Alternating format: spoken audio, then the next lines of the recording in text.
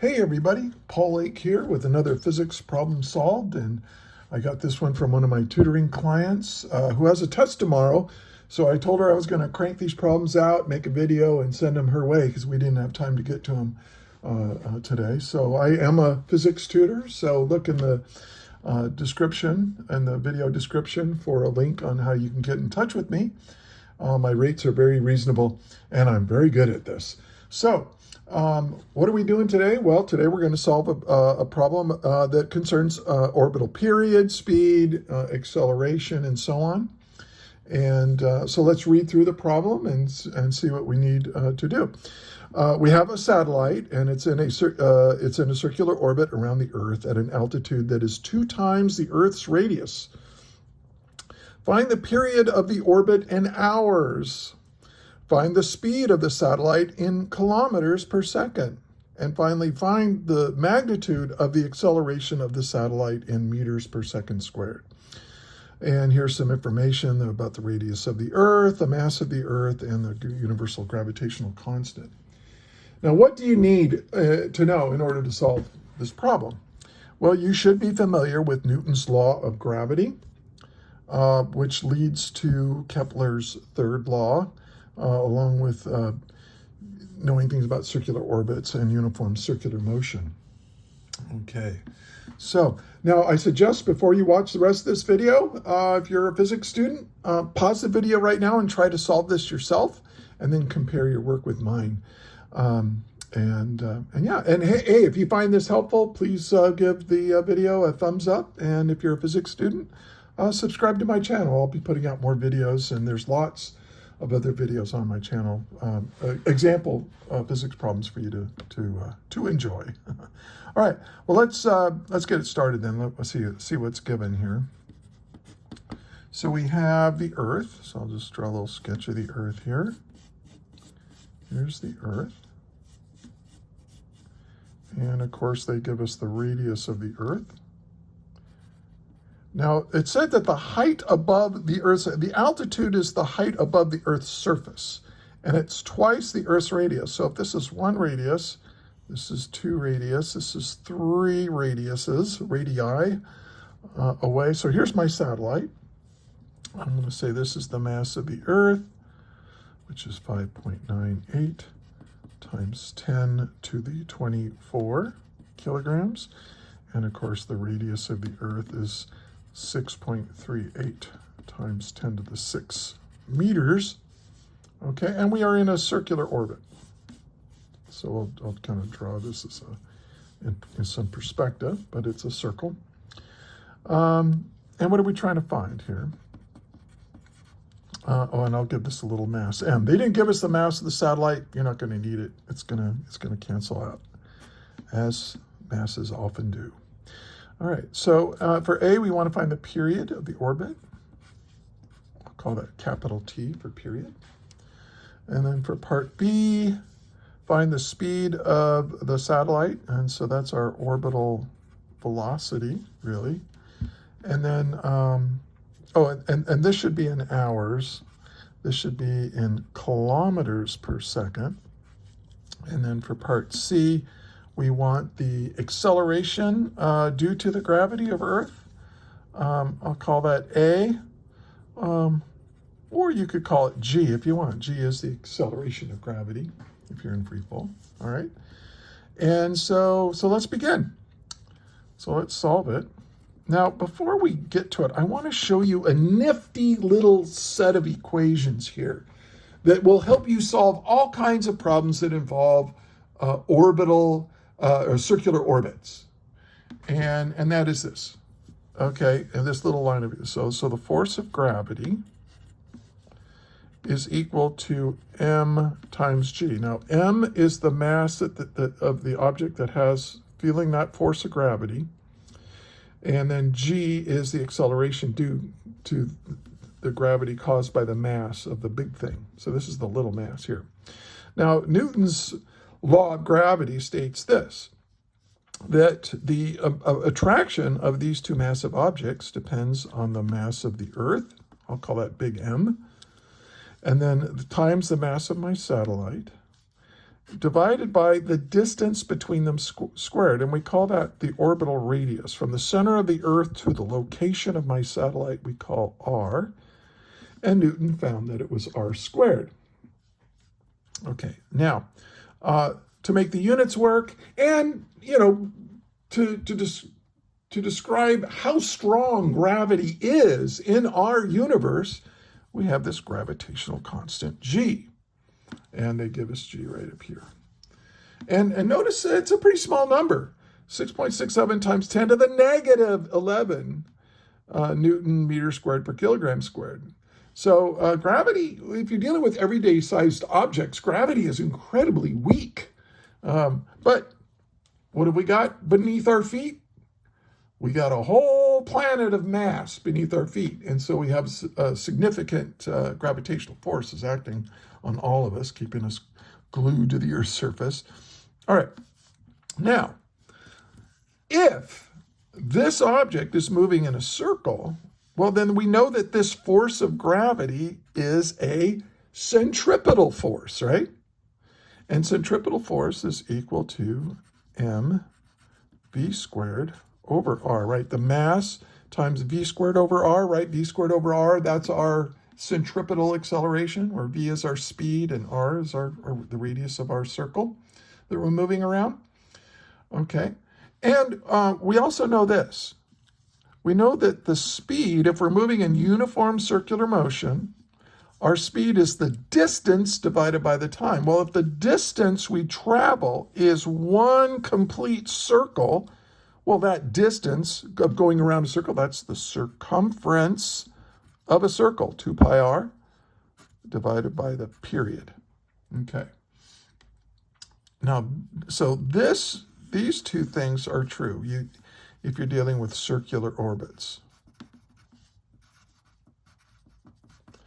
Okay, so you can't, if this object wasn't in a circular orbit, you really can't say that this is true. So you have to be careful. But for this problem, it's appropriate. All right. Now, what are we trying to find? We're trying to find the period. Oh, so we want to do this. So here's what I'm going to do, and you'll quite often see it written this way. So this is for part A. Let's take this and substitute it in here. Well, first, let's say, okay, the force of gravity between the Earth and my satellite, big M is the Earth, little m is my satellite, over the orbital radius squared is equal to mv squared over r, as we said here. But notice that, the mass of my satellite cancels out. Doesn't matter how big my satellite is out here. It's moving in the circle. And the radius cancels the radius with the radius squared.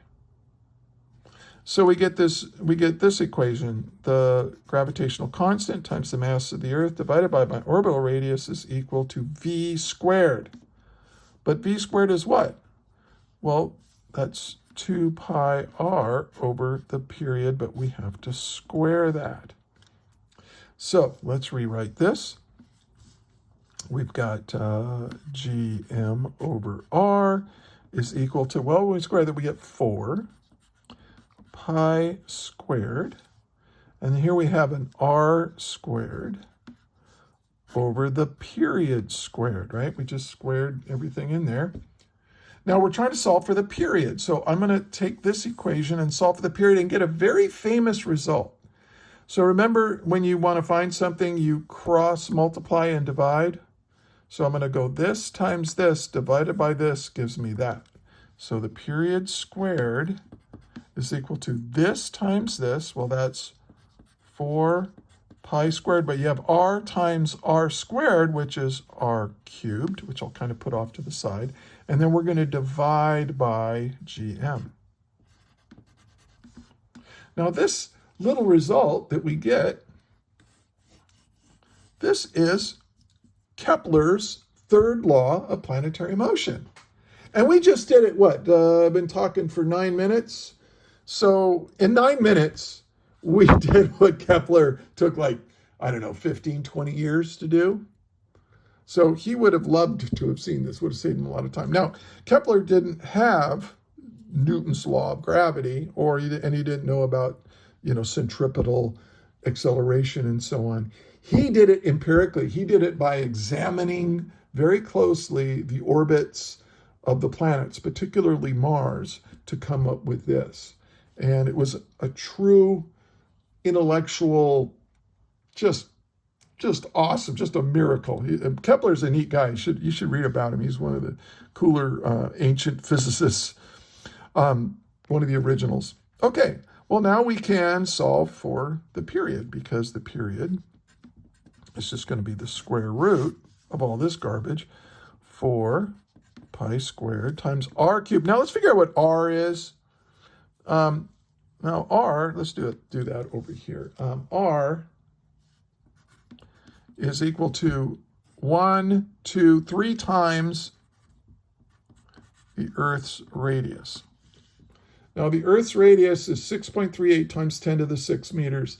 So just take that, multiply it by 3, and when you do that, you get 1.914 times 10 to the 7 meters.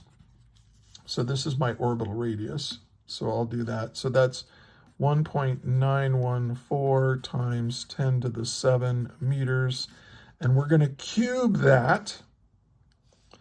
And then we have to divide, and this is all going to get square rooted, by 6.67 times 10 to the negative 11 Newton meters squared per kilogram squared. That's the universal gravitational constant, times the mass of the Earth, which is given to be 5.98 times 10 to the 24 kilograms. Now, and when you do this, you get the following value. You get, and I'll round it off, there's a 2.63 times 10 to the 4 seconds. Now, make sure that you can use your calculator properly to solve here. One of my tutoring client was really having a difficult time getting her calculator to work properly, and every calculator is a little different. So, like, this is the calculator I use. And if you just take your calculator and just go on Google or YouTube or something and say, how do I use my TI-30X2S? And there'll be 100 YouTube videos explaining how to use your calculator, especially with scientific notation, because we use a lot of scientific notation when we're doing, astrophysics. So make sure you can use that calculator properly. Now, if you'll notice that we don't want the period in seconds, we want the period, is given, they want the period in hours. So that's not a problem, right? We know that there are 3,600 seconds in 1 hour. So the seconds will cancel the seconds. So I just take this and divide it by 3,600, and I get my answer. The period will be 7.3 hours. Okay, and there you go. So there's part A. Now, part B. We want to know, what is the orbital velocity? Well, check it out.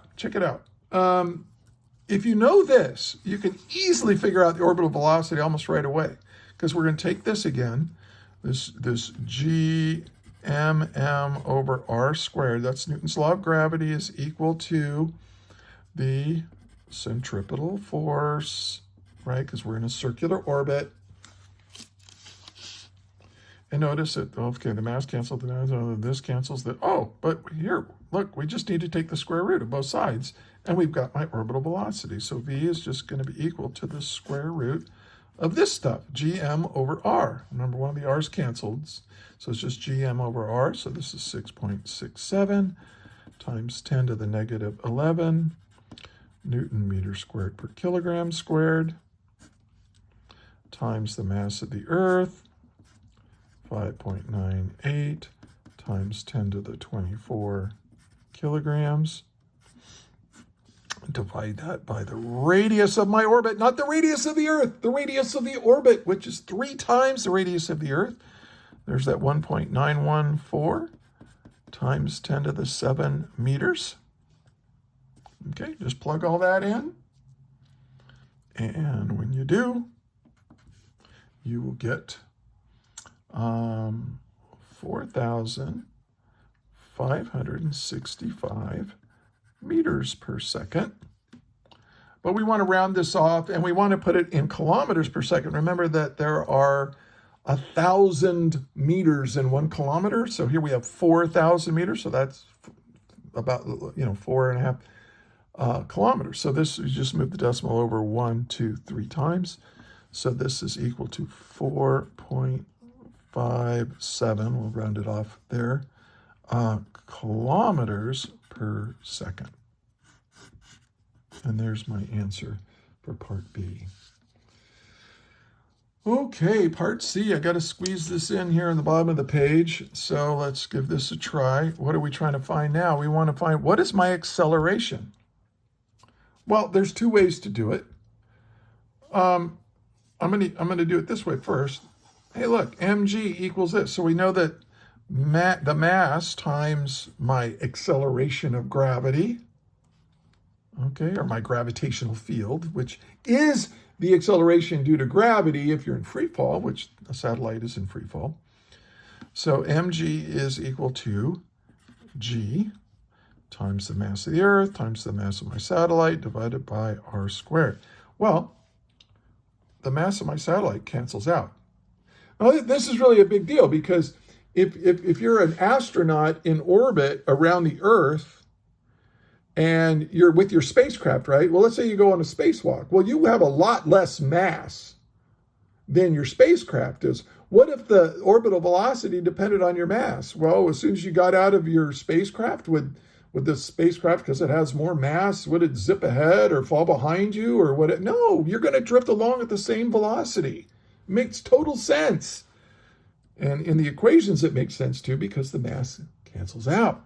And look, all I got to do now is find my acceleration, which is 6.67 times 10 to the negative 11 Newton meters squared per kilogram squared times the mass of the Earth, 5.98 times 10 to the 24 kilograms, divided by r squared, my orbital radius, which is that 1.914 times 10 to the 7 meters, right? Squared. Say we weren't squaring it before, now we got to square it. When you plug all those values in, you will get 1.09 meters per second squared. And so there's my answer. Now, there's 2 very other clever ways of doing, figuring out what the acceleration is. One way is this. The acceleration of gravity decreases by the square of the distance. So if we're 3 times farther away, like here you are on the Earth's surface, but if you're 1, 2, 3 times as far away, well, that means you're going to have 1/9 as much gravitational acceleration. So you can just take 9.8 meters per second squared, because that's the acceleration on the Earth's surface, right? And then just say, oh, okay, it's 1, 2, 3 squared is 9. Just divide that by 9. What is 9.8 divided by 9? 9.8 divided by 9? Aha, 1.09. 0.9 meters per second squared. That's the clever way of doing it. There's another way of doing it. We also know that this acceleration is a centripetal acceleration, which is equal to v squared over r. Well, what is our velocity? We got our velocity as, let's leave it in meters, 4,565 meters per second square that, divide it by our orbital radius, which is 1.914 times 10 to the 7 meters. Go through that, and guess what you'll get? Yes, you will. You'll get 1.09 meters per second squared. So there's several ways of doing that last problem. This is probably the more clever way of doing it. Like if you're taking a multiple choice test, you'd want to be able to finesse that to get your answer. So anyway, there it is, the whole thing, all the parts to this problem. So I hope you found this this useful. If you did, hey, give it a thumbs up. Do you have questions? Put those questions in the comments.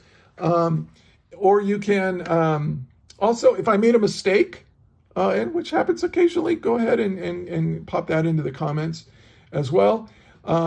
Or if you have a problem you would like a video made, put the problem, just write it out completely so I have everything I need, and maybe I'll make a video for you, and I'll let you know if I do.